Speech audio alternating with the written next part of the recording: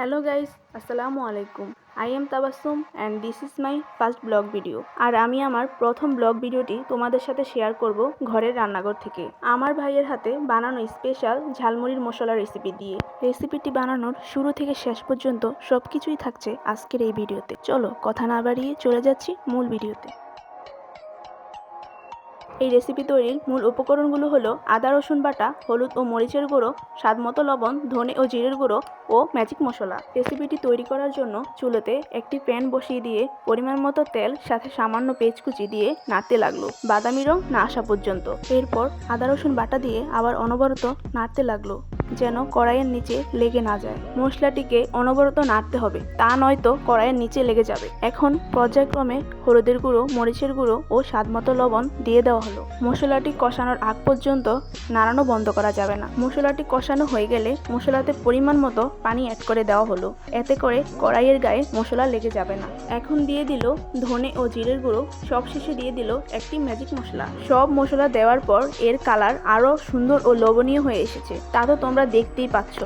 সব শেষে এটি নেড়ে চেড়ে চুলা থেকে নামিয়ে নেওয়া হলো। বাসায় এভাবে ঝালমুড়ি বানালে নিজের স্বাদ ও ইচ্ছা অনুযায়ী বানিয়ে খাওয়া যায়, যা ঝালমুড়িওয়ালা মামাদের কাছ থেকে কোনো অংশে কম হবে না। এখান দিয়ে আমার ভাই আগে থেকে শসা, পেঁয়াজ, টমেটো, কাঁচামরিচ কেটে রেখেছে ঝালমুড়ি বানানোর জন্য। এরপর সালাদের সাথে সেই স্পেশাল মশলাটি অ্যাড করে মাখিয়ে নিয়ে মুড়ি ও চানাচুর অ্যাড করলো।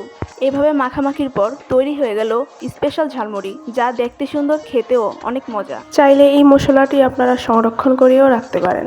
একটি এয়ারটাইট জারে করে রাখলে, বাইরে রাখলে 1 সপ্তাহ ভালো থাকবে এবং নর্মাল ফ্রিজে রাখলে 1.5 থেকে 2 মাস ভালো থাকবে। রেসিপিটি ভালো লাগলে বাসা একবার হলেও ট্রাই করতে পারো, আশা করি ভালো লাগবে। অনেক তো বানানো দেখলাম, এবার খাওয়ার পালা। প্রথমে আমার ভাই টেস্ট করলো এবং খেয়ে রিভিউ দিল। এভাবে ঝালমুড়ি মশলা বানালে বাহির থেকে তোমাদের আর কিনে খেতে হবে না।